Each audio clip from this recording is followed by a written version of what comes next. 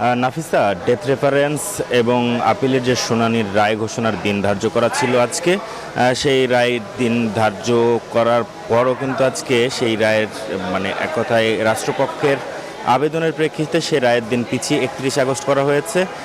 এবং সেই মাগুরার বহুল আলোচিত আসিয়া, 8 বছরের শিশু আসিয়ার ধর্ষণ এবং হত্যা, এই মামলাটি বেশ আলোড়ন সৃষ্টি করেছিল সারা দেশ জুড়েই।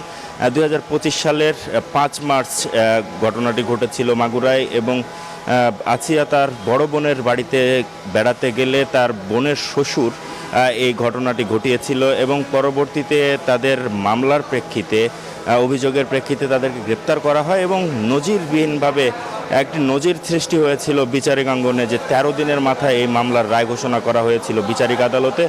এবং 4 জন অভিযুক্তের মধ্যে একজনকে, হিটু শেখ, যিনি প্রধান আসামি অর্থাৎ আসিয়ার বড় বোনের শ্বশুর, তাকে কিন্তু মৃত্যুদণ্ড দিয়েছিলেন বিচারিক আদালত, এবং তারপরেই সেটি ডেথ রেফারেন্স এবং আপিলের শুনানি জন্য হাইকোর্টের সংশ্লিষ্ট শাখায় পাঠানো হয়।